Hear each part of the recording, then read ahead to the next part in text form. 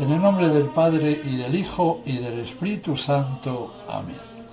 Alabado sea Jesucristo. En la anterior charla vimos sobradamente todo lo referente al sacramento del orden sacerdotal. En esta, que recién comenzamos, trataremos del sacramento de la Eucaristía.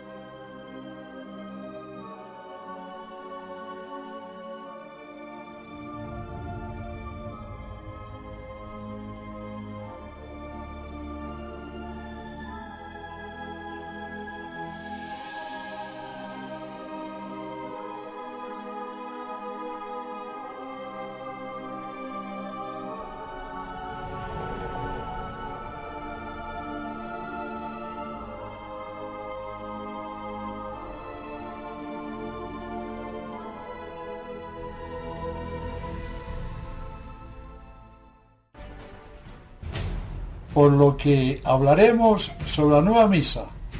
Recordamos que para que un sacramento sea válido debe constar de ministro, materia, forma, intención y sujeto receptor válido. De faltar alguna de estas 5 condiciones, el sacramento no llegaría a efectuarse, se invalidaría y no transmitiría la gracia. Al tratar del sacramento del orden, ya comprobamos que la intención de la Iglesia conciliar al cambiar dicho rito estaba en contradicción a lo que la Iglesia hacía y quería se hiciese. De esta manera, el nuevo ceremonial del sacramento del orden tiene otra intención diferente a la intención que tuvo Cristo al instituirlo, cuya intención mantuvo la Iglesia siempre, y por eso, como quedó bien explicado en la anterior conferencia, se convirtió en nulo, en inválido. La Iglesia no tiene ningún poder para cambiar la esencia de los sacramentos, y de hacerlo, como la Iglesia vaticanista hizo, los sacramentos se destruyen.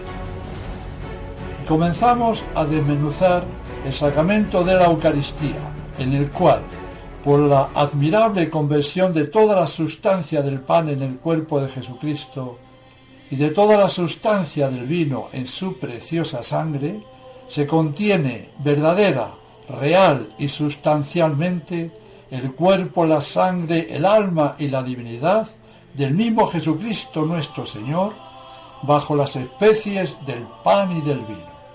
Por lo tanto, en la Eucaristía está verdaderamente presente el mismo Jesucristo que desde su ascensión está en el cielo, y que en la tierra nació de la Santísima Virgen.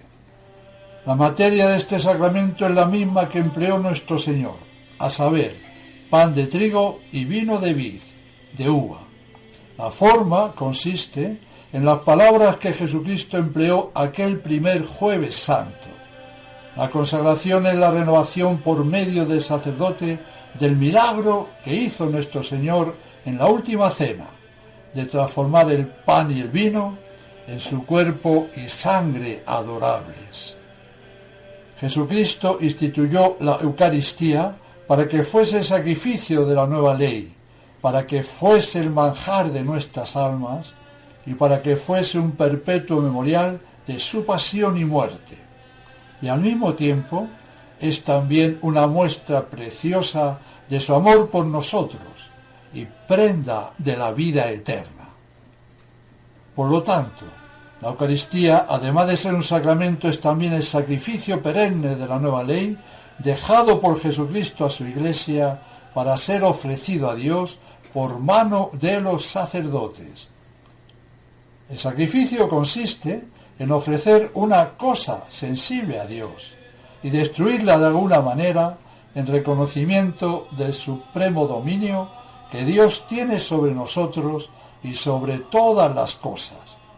Pues bien, A este sacrificio de la nueva alianza le damos el nombre de Santa Misa, que ni más ni menos es la renovación del sacrificio de la cruz en nuestros altares.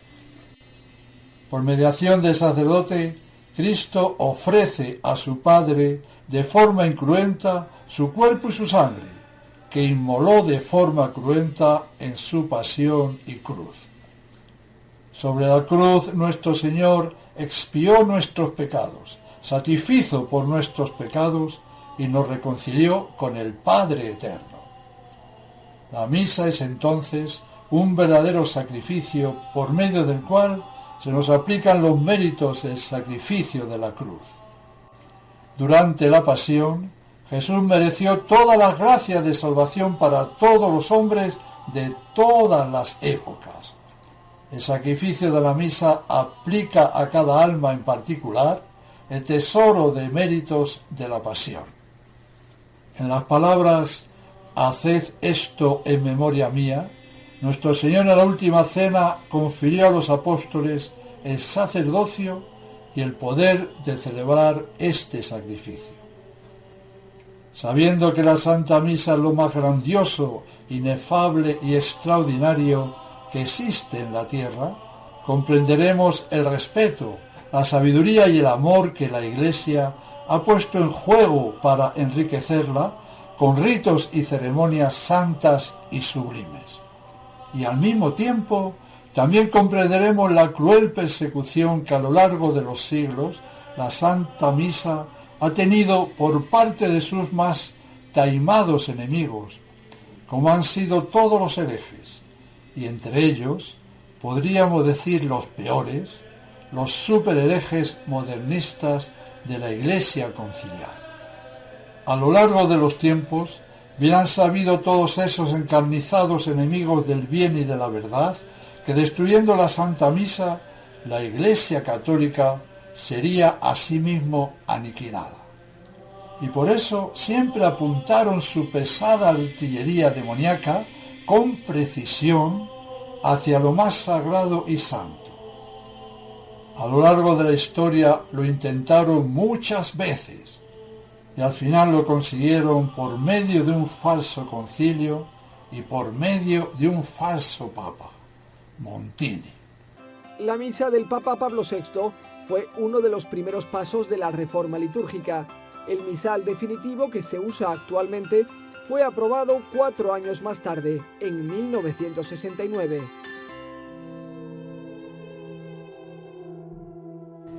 Según vayamos escuchando la charla, nos iremos dando perfecta cuenta de que lo realizado por Montini no es en absoluto algo nuevo, sino algo que han intentado hacer los herejes de antaño y de ahora, y que la Iglesia condenó rotundamente.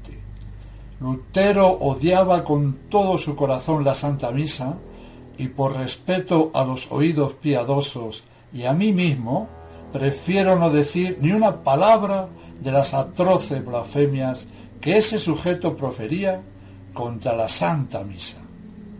Lutero, en la revolución que desató, al no poder suprimir la Santa Misa de raíz, como él deseaba con toda su alma, para no escandalizar a los fieles, poco a poco la fue cambiando el contenido hasta llegar a hacer una nueva y falsa misa, de la que Montini copió muchas cosas, demasiadas, e hizo que su Novus Ordo Mise fuera muy parecido al del heresiarca Lutero.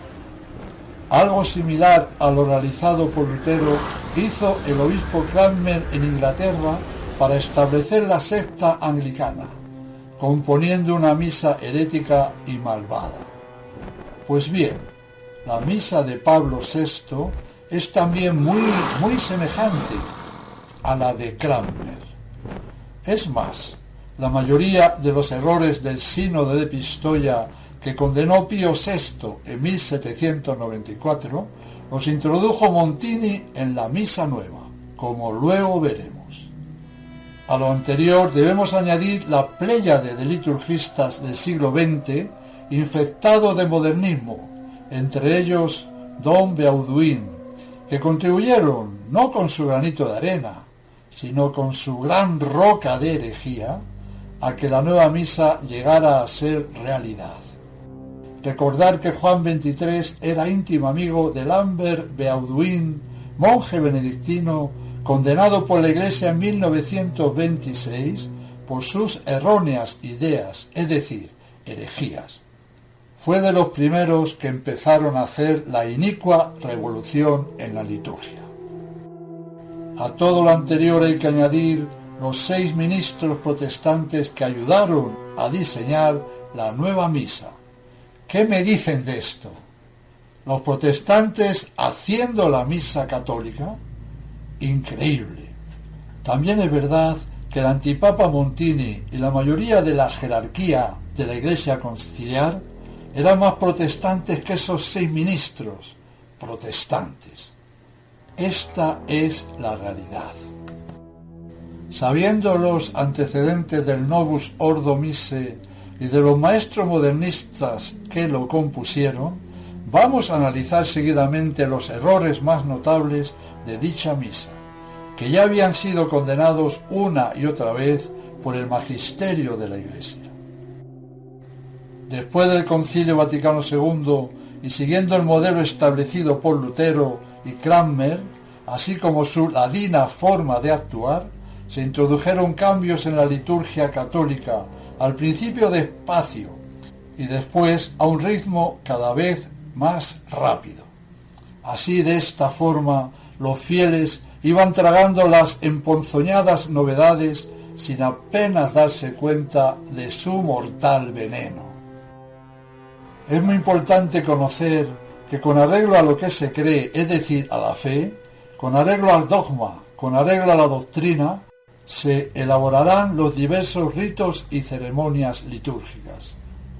De aquí el aforismo que lleva dentro de sí un gran contenido: lex credendi, lex orandi. Es así que la fe, el dogma, la doctrina católica afirma que nuestro Señor en la última cena instituyó la Eucaristía y el sacerdocio, y que la Santa Misa es la renovación del sacrificio de la cruz, en la que por mediación del sacerdote Cristo ofrece a su Padre de forma incruenta su cuerpo y su sangre, que inmoló de forma cruenta en el ara de la cruz. Por lo tanto, la misa es un verdadero sacrificio a través del cual se nos aplican los méritos del sacrificio de la cruz. El sacrificio de la misa tiene la misma víctima, el mismo sacerdote y las mismas intenciones que el de la cruz. Es el mismo sacrificio, pero ofrecido de forma distinta. La víctima, tanto del sacrificio de la misa como del sacrificio de la cruz, es Jesucristo, que es esencialmente ofrecido en la misa, y no el pan y el vino, que dejan de existir al efectuarse la consagración. Muy importante, no ofrecemos pan y vino a Dios Padre, sino el cuerpo y sangre de Cristo, en que ese pan y vino se van a convertir por medio de la consagración. Y como fruto del sacrificio, Cristo presente en las especies sacramentales con su cuerpo, sangre, alma y divinidad, se ofrece como alimento de nuestras almas y además se queda con nosotros en el sagrario.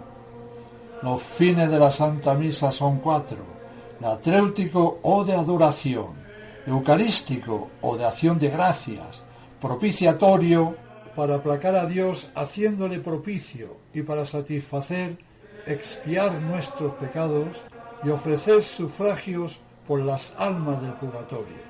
Y el cuarto fin de la Santa Misa es el impetratorio, por el que alcanzamos todas las gracias necesarias para nuestra salvación.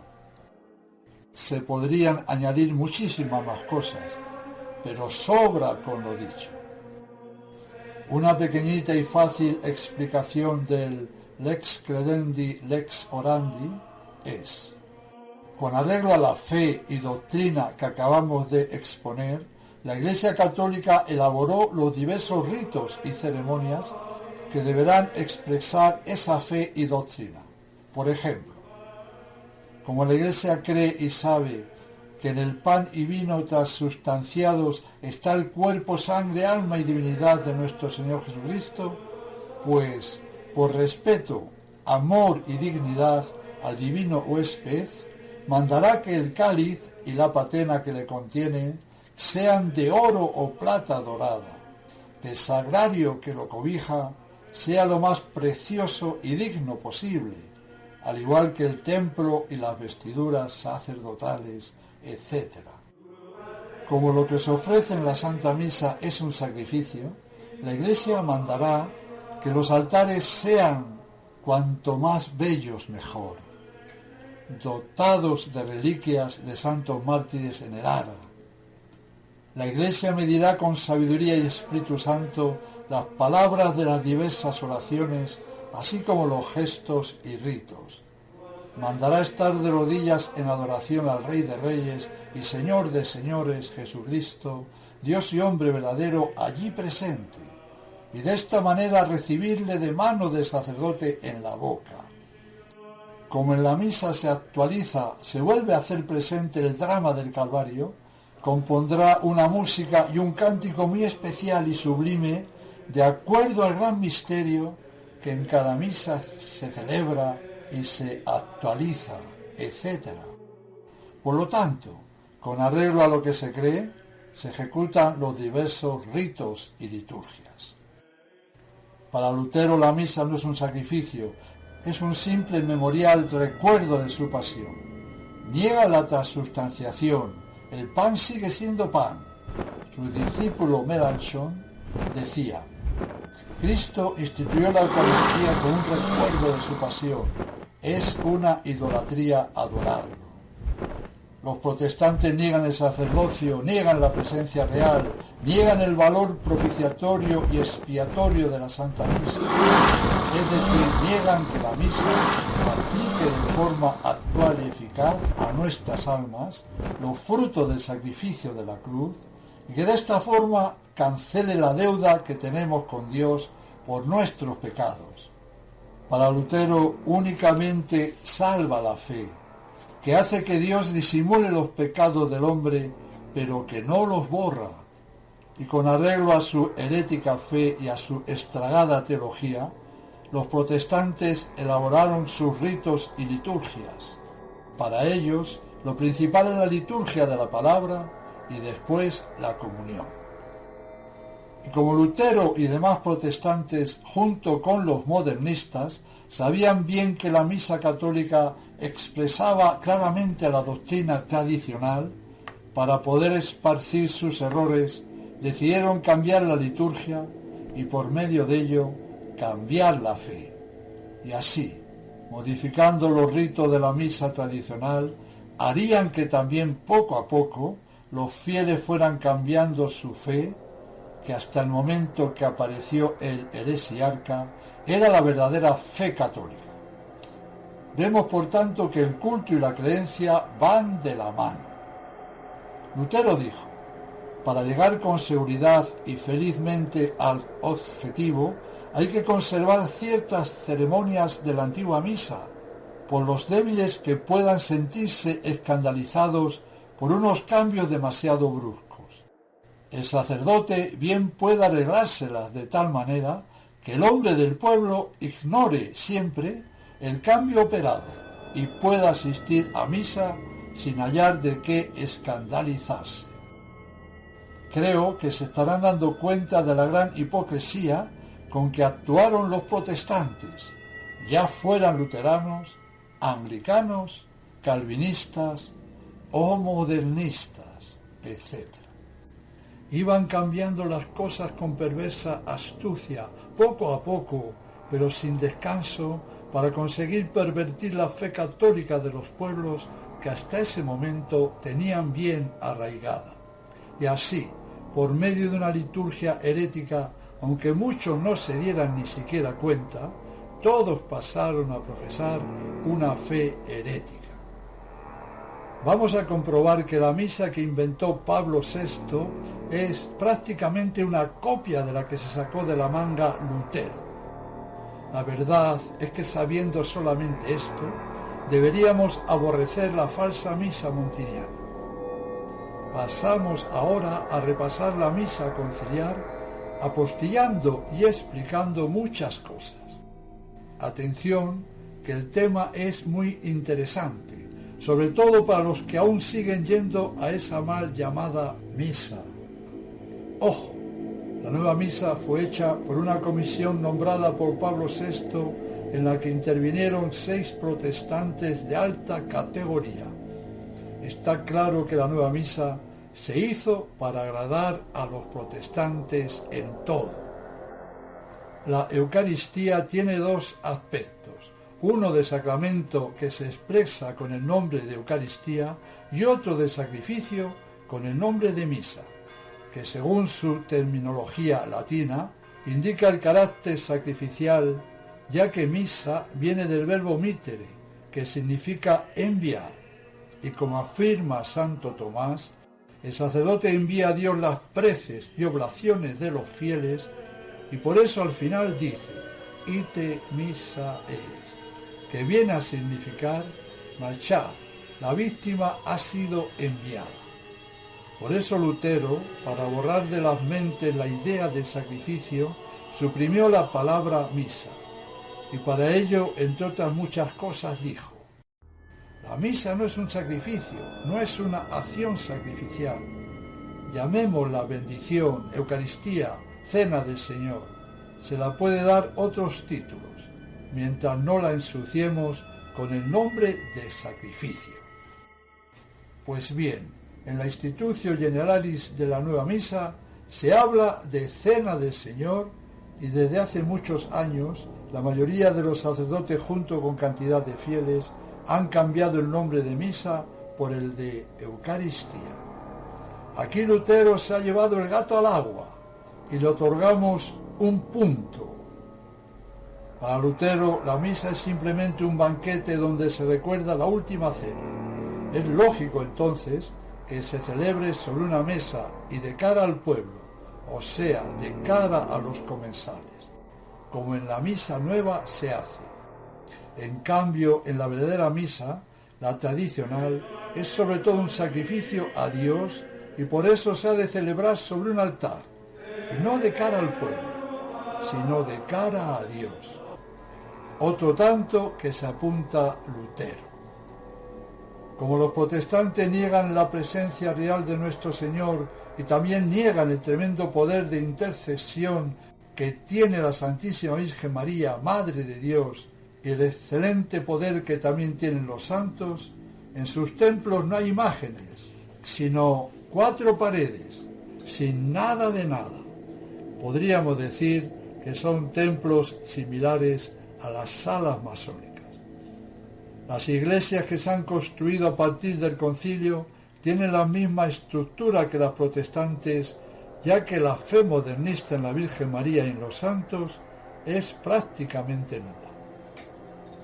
Por lo tanto, las iglesias creadas siguiendo las ideas luteranas y modernistas están diseñadas para quitar la fe al más majo y por consiguiente la mayoría de ellas son horripilantes.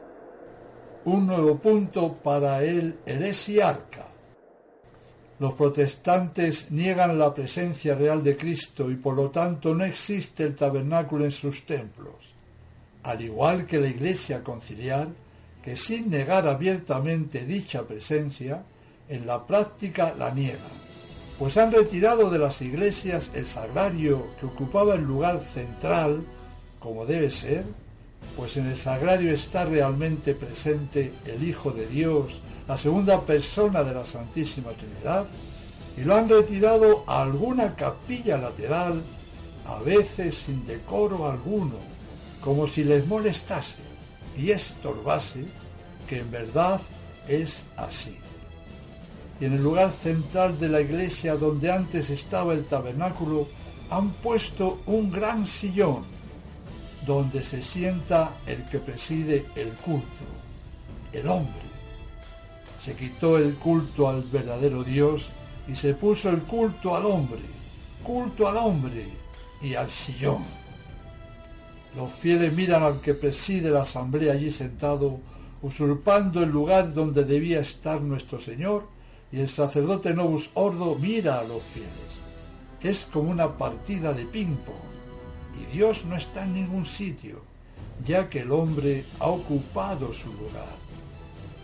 En Lutero ese se anota un punto más.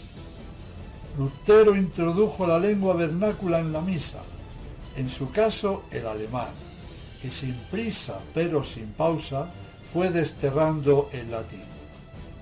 Exactamente ocurrió con la nueva misa, hasta no quedar nada de latín en ella. Y otro tanto más que se gana el, entre comillas, reformador. En la institución general del misal romano, promulgado por Pablo VI el 3 de abril de 1969, se daba como definición de la misa la siguiente, que a todas luces es protestante y por lo tanto herética. El texto de dicha definición dice así: la cena del Señor o misa es la sinaxis sagrada, es decir, la reunión del pueblo de Dios bajo la presidencia del sacerdote para celebrar el memorial del Señor. Es así como la reunión de la iglesia local realiza de manera eminente la promesa de Cristo. Cuando 2 o 3 estén reunidos en mi nombre, allí estoy yo en medio de ellos. Aunque un año después intentaron mejorar algo la tremebunda definición de misa, que Lutero no la habría escrito mejor, añadiendo unas palabras católicas, todo siguió igual, pues no cambiaron nada de los ritos ya aprobados de la nueva misa. En dicha definición de la misa, todo es protestante.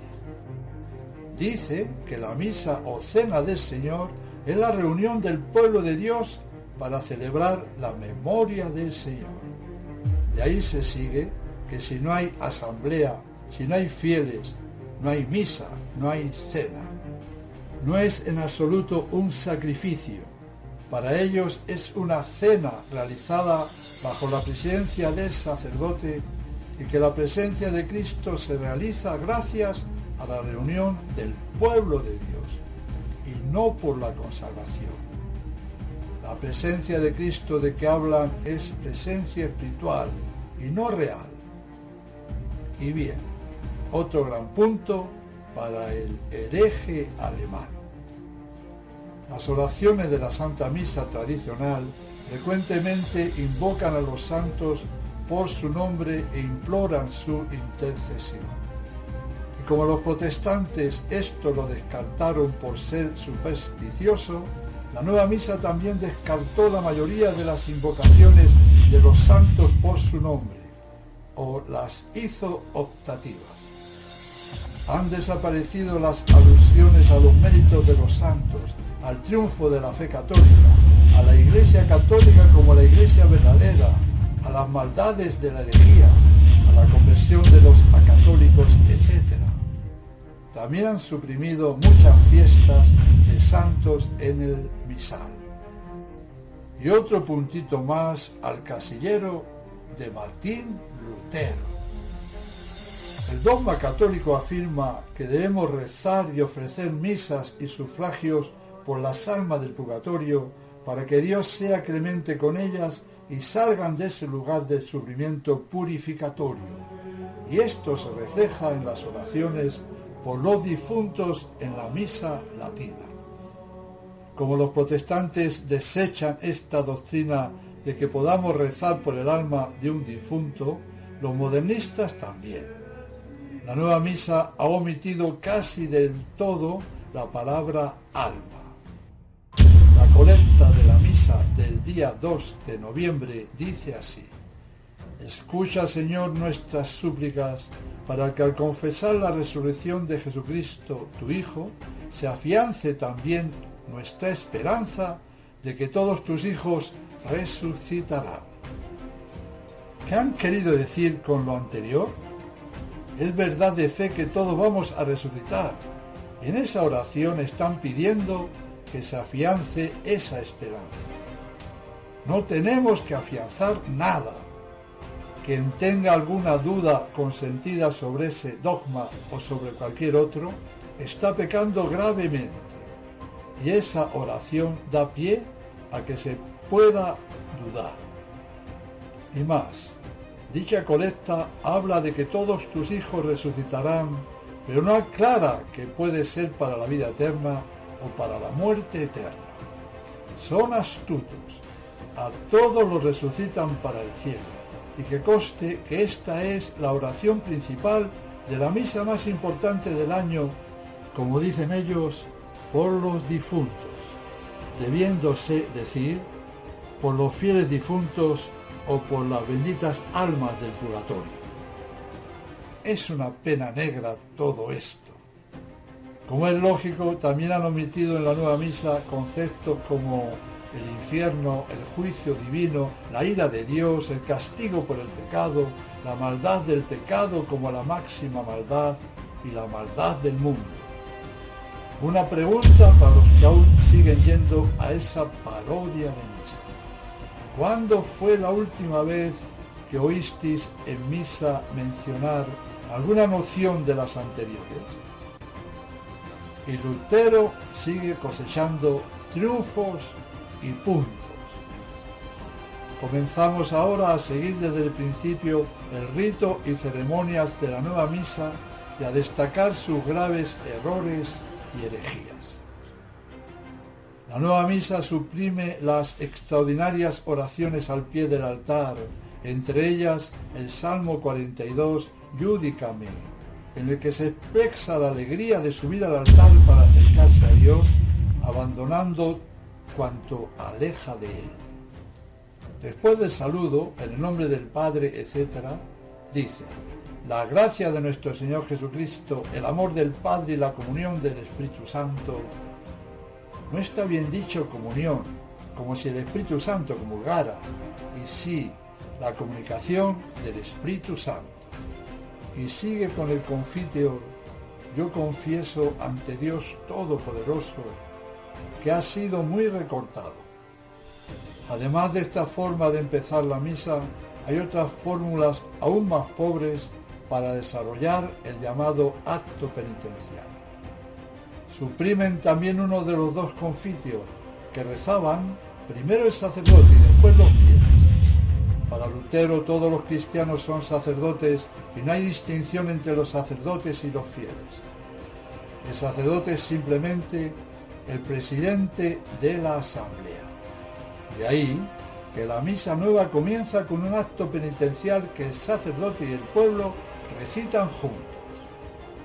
Al rezar juntos el Confiteor, que en la misa verdadera se hace por separado para expresar la diferencia esencial que hay entre el sacerdote y los fieles, se deja entender que el pueblo concelebra con el sacerdote. Decía Romano Amerio: la misa nueva, más que ser una acción del sacerdote in persona Christi, se convierte tendenciosamente en una acción de la comunidad.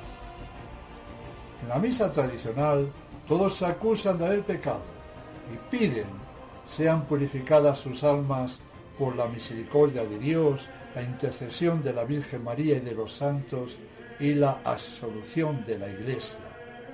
Las oraciones en las que se pide a Dios se vuelva a nosotros y nos muestre su misericordia, que borre nuestras iniquidades, para que merezcamos entrar con pureza de corazón en el Santo de los Santos, y la oración a las reliquias de los santos que están en el ara del altar, pidiendo a Dios que por sus méritos sean perdonados los pecados, etc.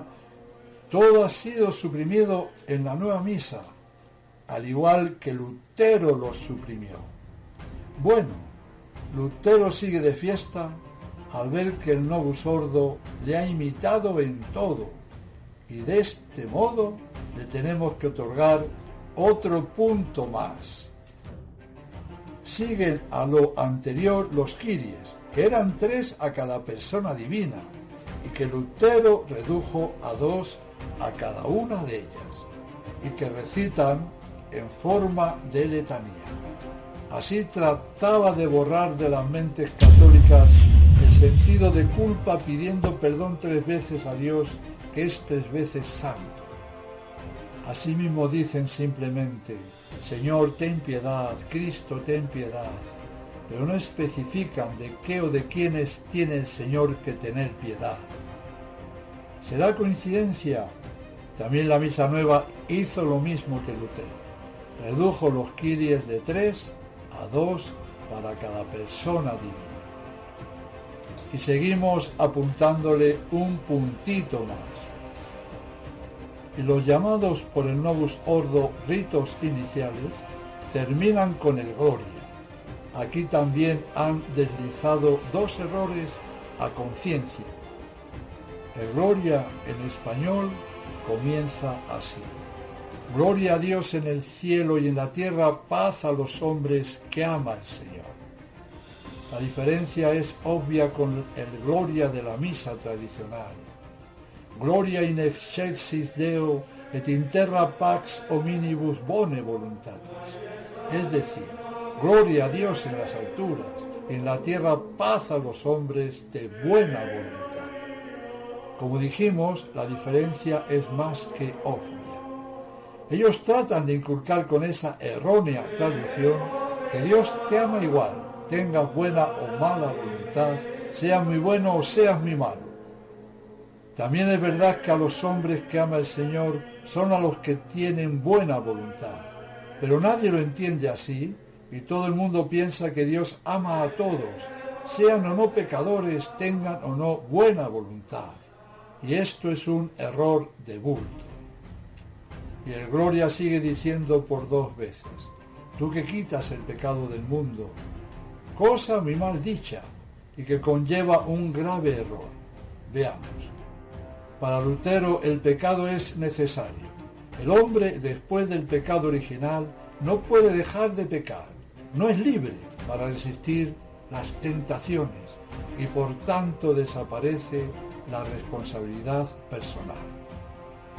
Pues bien, en el Gloria se dice por 2 veces, tú que quitas el pecado del mundo, como si no hubiera más que un solo pecado, el del mundo, o como hoy se dice, el de la sociedad.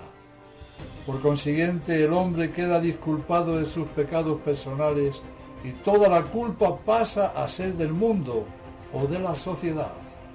La treta es de aupa y Lutero sigue ganando punto tras punto. Y una vez acabados los llamados ritos iniciales, la nueva misa continúa con lo que llaman liturgia de la palabra. Lutero daba gran importancia a las lecturas en la misa. La nueva misa también lo hizo así y ordenó se proclamase una segunda lectura y que entre la primera y segunda lectura se intercalase un salmo llamado responsorial, pues los fieles después de cada estrofa repiten la antífona y aún añadieron más.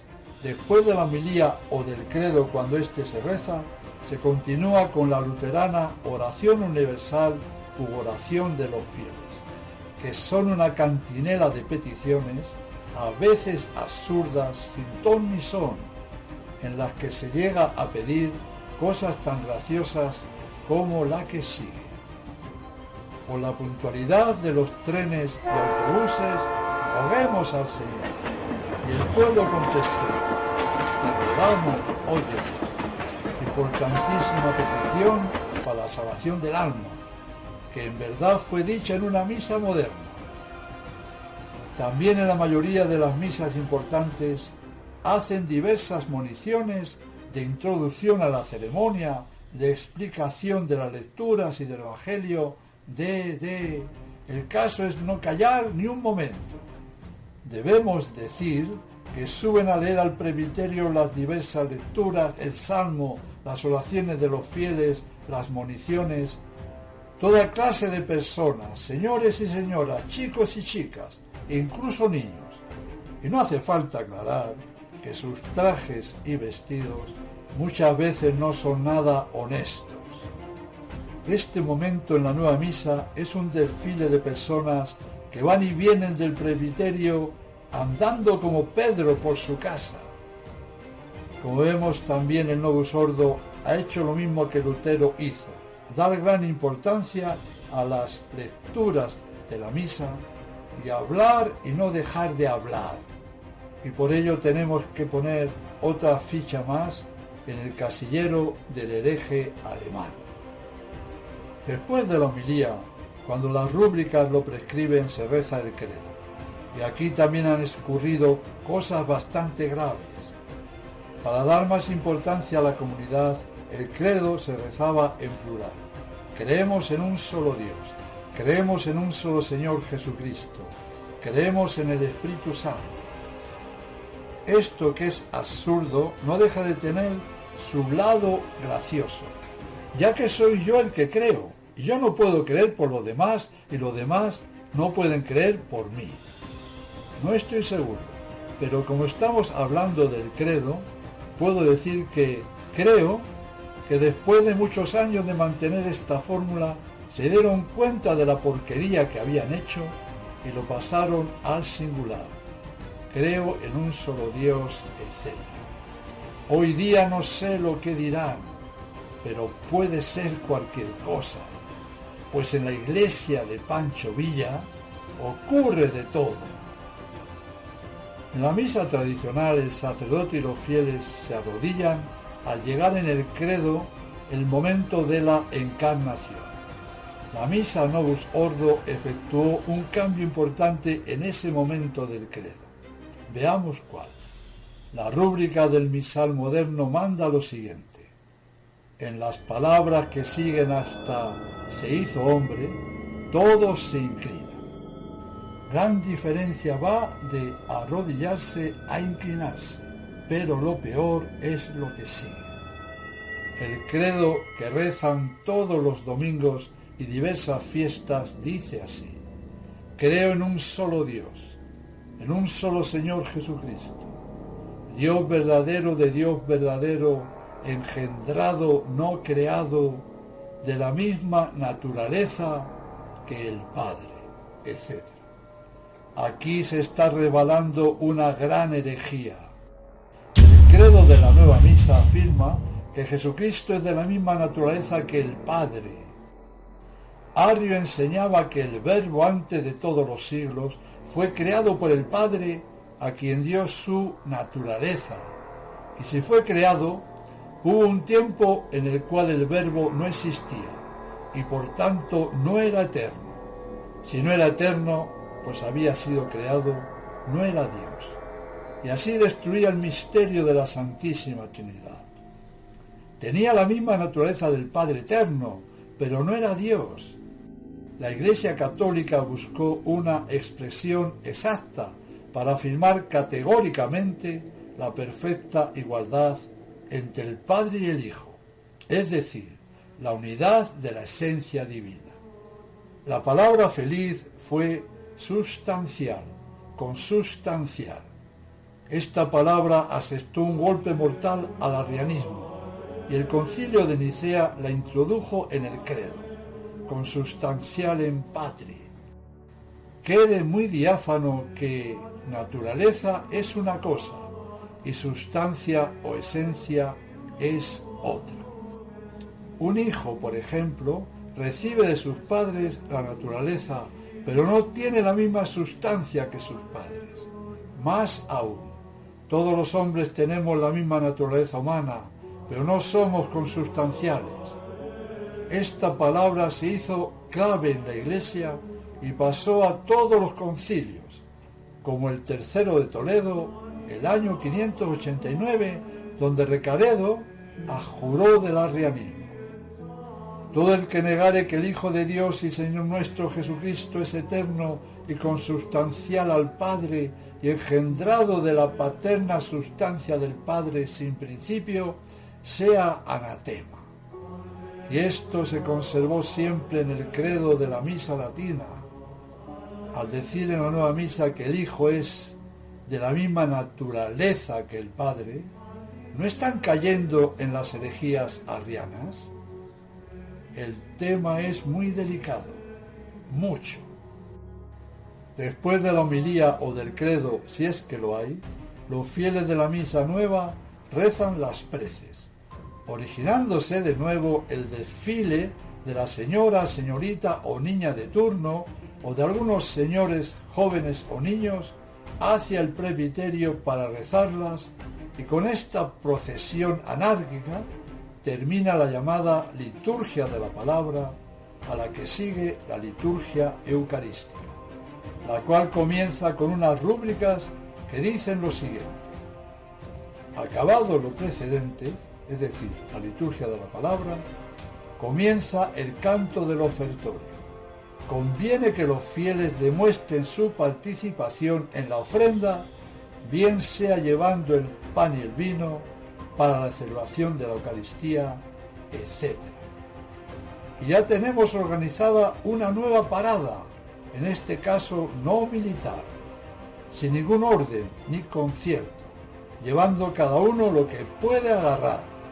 Unos el cáliz, que por cierto no puede tocar nadie, otros la patena, que tampoco, otros las formas, otros el vino, y otro desfile más, no sé cuántos van ya, al estilo del ejército de Pancho Villa. Y después sigue algo bastante más serio. Lutero negaba que la misa fuese un sacrificio propiciatorio, o sea, que pudiera perdonar los pecados, por lo cual eliminó el ofertorio. La nueva misa también eliminó el ofertorio tan odiado por Lutero y por los modernistas, donde el sacerdote expresaba claramente que la misa se ofrecía por sus pecados, ofensas y negligencias, y por todos los fieles cristianos vivos y difuntos, para que a mí y a ellos sea de provecho para la salvación en la vida eterna. En cambio, en la nueva misa no lo llaman ofertorio, sino presentación del pan, en la que no ofrecen nada, pues esa presentación es una oración hebrea que servía para bendecir la comida. Dice así: bendito seas, Señor Dios del universo, por este pan, fruto de la tierra y del trabajo del hombre, que recibimos de tu generosidad y ahora te presentamos. Él será para nosotros pan de vida. Y la misma oración se dice en la presentación del vino. Como vemos, aquí no se ofrece nada de nada, ni tampoco hay nada que huela lo más mínimo a sacrificio. Los Novus Ordo tuvieron buen cuidado de no equivocarse en tema tan importante para ellos.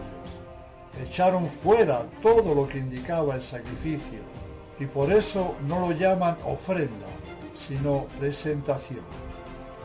¿Y para qué presentan ese pan y ese vino? Ni siquiera lo dicen.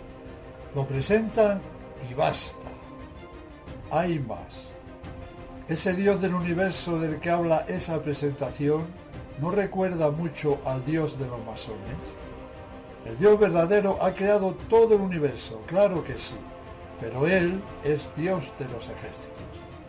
La nueva misa no tiene ofertorio, y si no hay ofrecimiento de la víctima, no puede haber sacrificio alguno.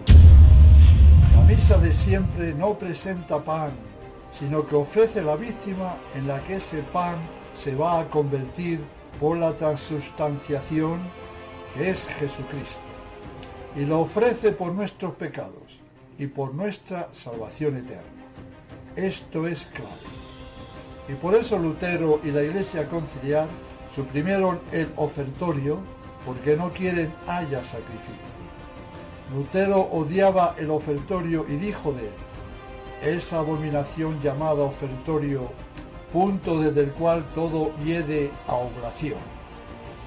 Es clave haya ofrenda de la víctima, y el pan y el vino deben estar en el momento de la consagración en estado de oblación, o sea, que hayan sido ofrecidos anteriormente a Dios Padre.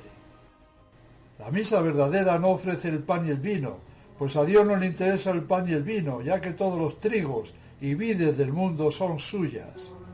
La misa verdadera ofrece a Dios el cuerpo y la sangre de Cristo, en que ese pan y vino se van a convertir por las palabras de la consagración. Y por eso, debido al ofertorio, ese pan y vino ofrecidos quedan en estado de oblación, en estado de víctima. Ahora bien, en la nueva misa no hay oblación, y han reemplazado el antiguo ofertorio por una simple bendición hebrea de la mesa en la que se dan gracias al Dios del universo por el alimento y la bebida que nos da en la creación. Del lavatorio de las manos han suprimido el Salmo 25, dejando una mínima oración. También han borrado de la nueva misa la oración a la Santísima Trinidad, en la que se resume perfectamente el sentido y el alcance de la misa. Por lo que vemos, Lutero va a ganar por goleada. Tenemos que anotarle un montón de puntos más y esta vez son de los gordos. Y después de la liturgia eucarística con su presentación de dones en lugar del ofertorio, el Novus Ordo sigue con la parte que llaman plegarias eucarísticas, en la que están los prefacios, el Sanctus y las llamadas plegarias eucarísticas. La nueva misa tiene multitud de prefacios, a lo menos 50, y el importantísimo prefacio de la Santísima Trinidad ha desaparecido de los prefacios y solo ha quedado para el domingo de la Santísima Trinidad. Increíble. Debemos decir que siguen tras Lutero en todo. El heresiarca redujo los 9 coros celestiales a 2, ángeles y arcángeles, ya que en los otros 7 coros no creía. ¿Por qué, oh casualidad? En la misa montiniana han quitado esos 7 coros celestiales de todos los prefacios y solo nombran a los ángeles y arcángeles sin especificar los restantes, cuando en la misa en latín se nombran los tronos, dominaciones, potestades, virtudes, serafines y querubines. Lo hacen no solo para agradar a los protestantes, sino que lo más seguro es que creen lo mismo que ellos, y por lo tanto, un nuevo tanto para el personaje más nombrado en esta conferencia. En el Sanctus volvemos a encontrar la invocación al Dios masónico. Santo, santo, santo es el Señor, Dios del universo, etc.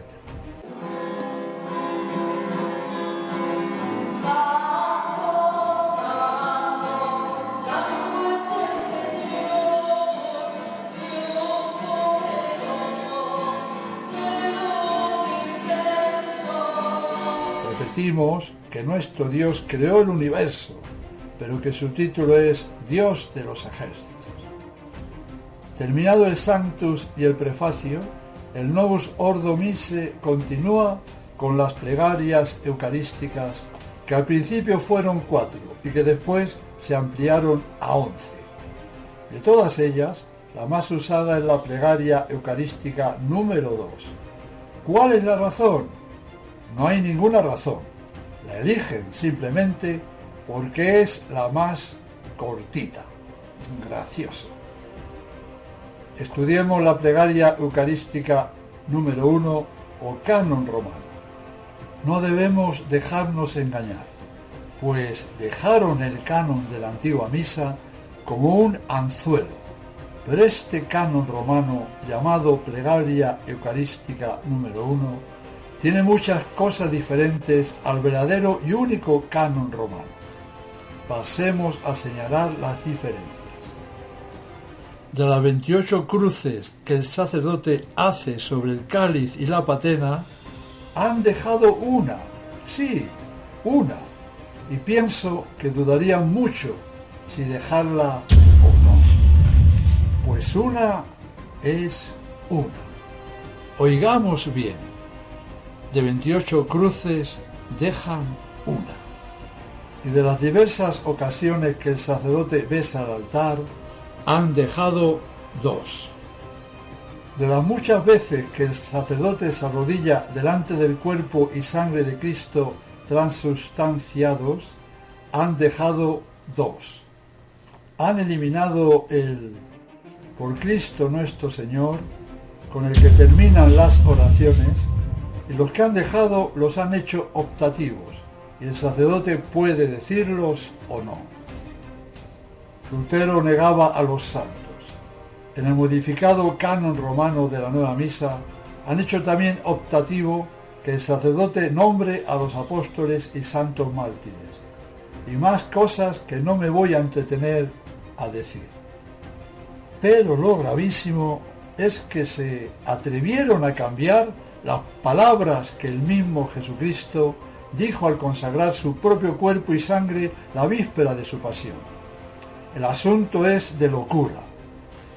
Todos sabemos que ni la Iglesia ni ningún papa verdadero tiene poder para cambiar la materia y forma de los sacramentos tal como lo estableció Jesucristo y la Iglesia, de tal manera que si se añade, se quita o se cambia una palabra que pueda alterar el sentido de la frase, el sacramento no se realiza, se invalida.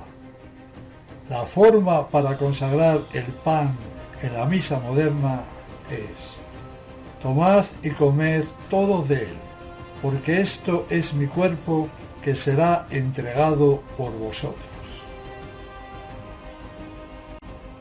Tomen y coman todos de él, porque esto es mi cuerpo que será entregado por ustedes. La forma para consagrar el vino en la misa moderna es: tomad y bebed todos de él, porque este es el cáliz de mi sangre, sangre de la alianza nueva y eterna, que será derramada por vosotros y por todos los hombres para el perdón de los pecados. Haced esto en conmemoración mía. Dándote gracias, de nuevo lo pasó a sus discípulos diciendo: tomen y beban todos de él, porque ese es el cáliz de mi sangre, sangre de la alianza nueva y eterna, que será derramada por ustedes y por muchos para el perdón de los pecados. Hagan esto en conmemoración mía.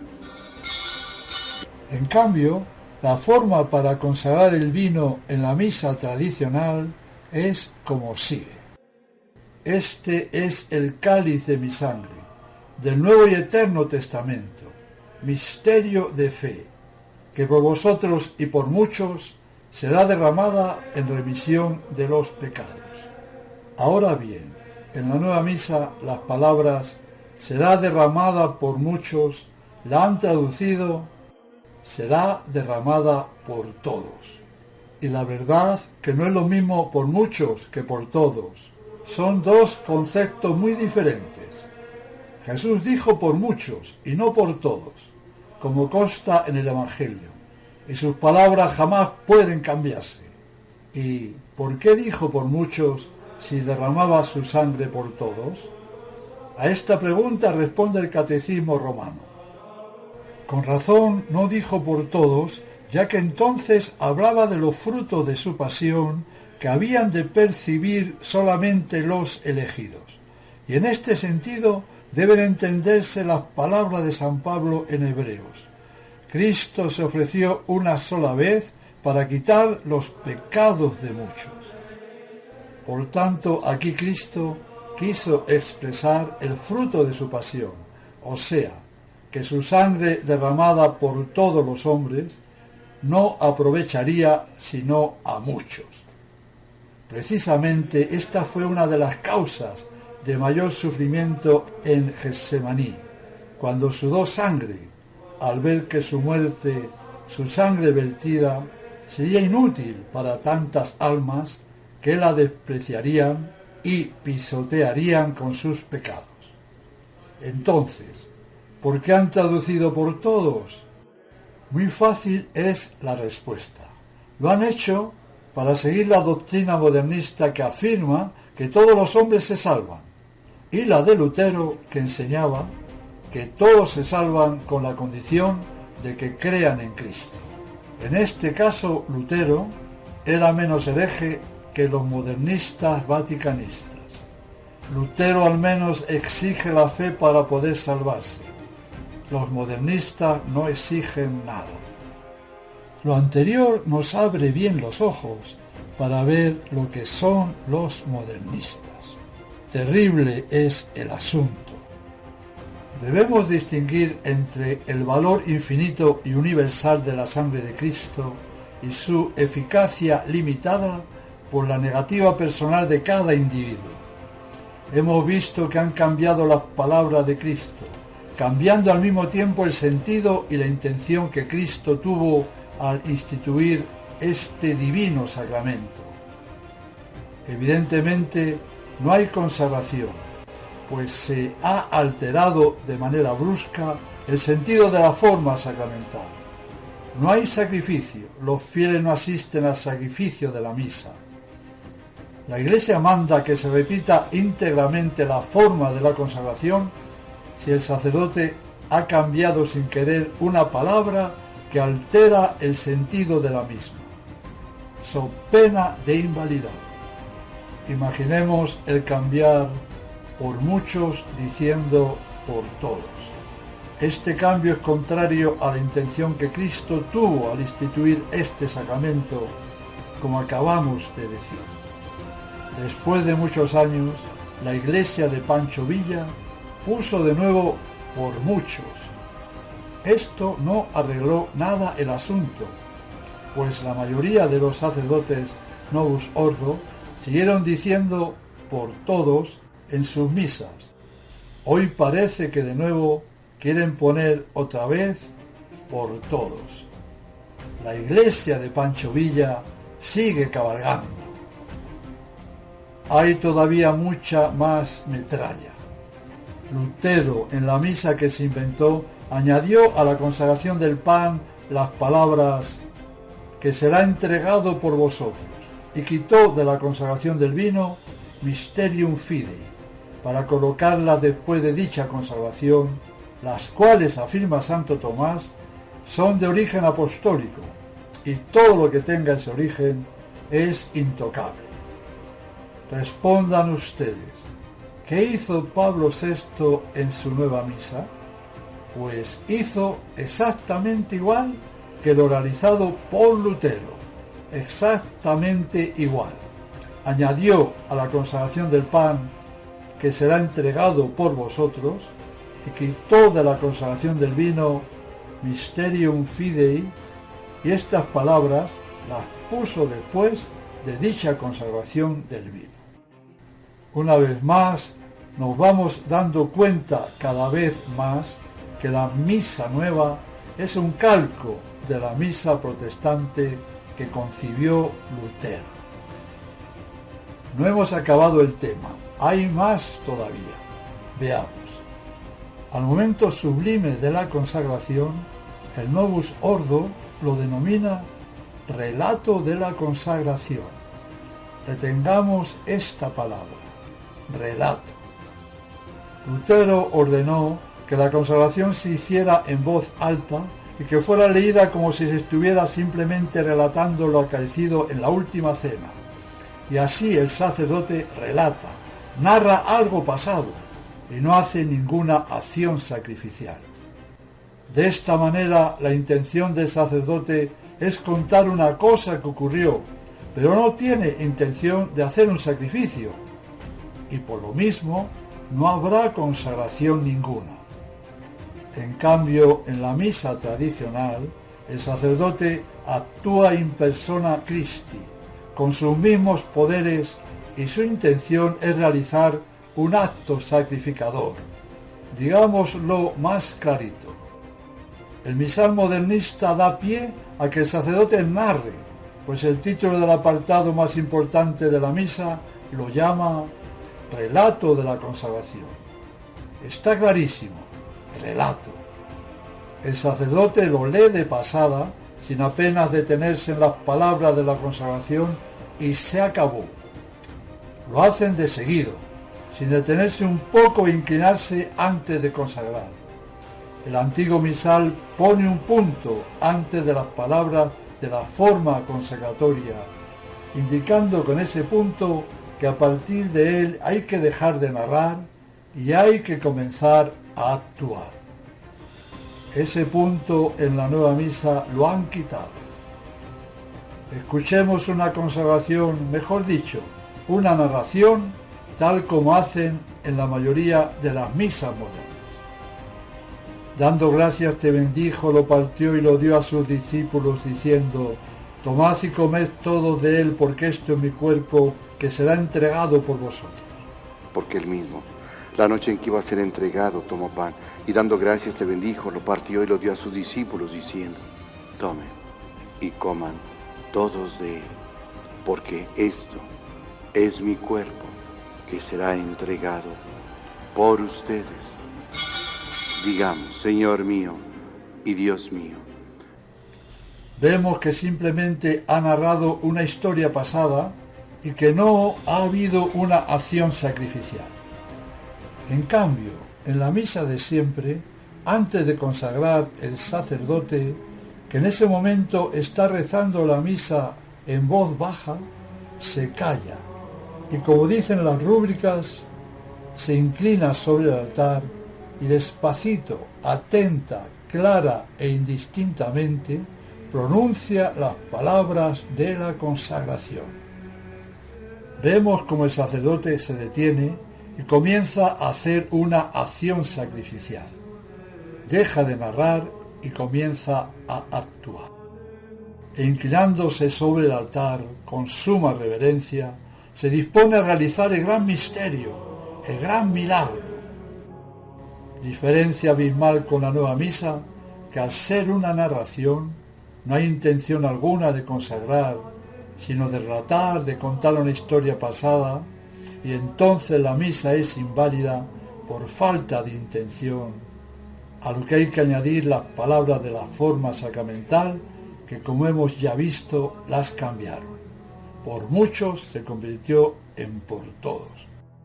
Y a lo anterior debemos juntar que tampoco hay ofertorio. Hay quien de más, por la doble consagración del pan y del vino, su cuerpo y su sangre están sacramentalmente separados, y esta separación sacramental tiene por finalidad representar la separación física que se realizó en la pasión, donde derramó toda la sangre de su divino cuerpo, y de esta forma el cuerpo de Jesucristo estaba colgado de la cruz y su preciosísima sangre estaba derramada por tierra, y por consiguiente estaba fuera de su cuerpo. Y así Cristo consumó el sacrificio, consumó su inmolación cruenta. En la Santa Misa ocurre lo mismo, pero incruentamente. Y dicha inmolación de Cristo en la cruz se nos muestra por la doble consagración del pan y del vino, que hacen que el cuerpo y la sangre de nuestro Señor se encuentren en cierta forma separados sacramentalmente, misteriosamente, realmente. Bueno, con lo dicho hasta ahora, se estarán dando cuenta de lo que en verdad es la misa montiniana. Y como el tema de la Santa Misa es muy importante y da para mucho, la charla es más extensa, por lo que la he dividido en dos partes, para así no cansar en demasía al amable oyente.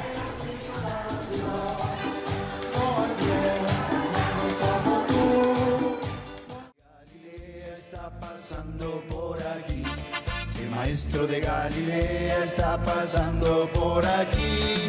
Y déjalo que te toque, y déjalo que te toque, y déjalo que te toque, y recibe la bendición.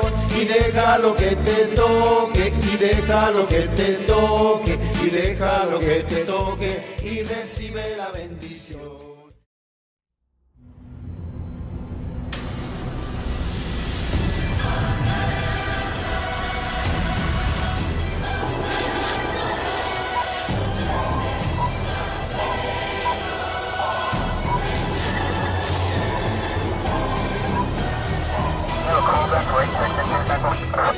Negative, say nothing further, just kitty cabbie in the corner.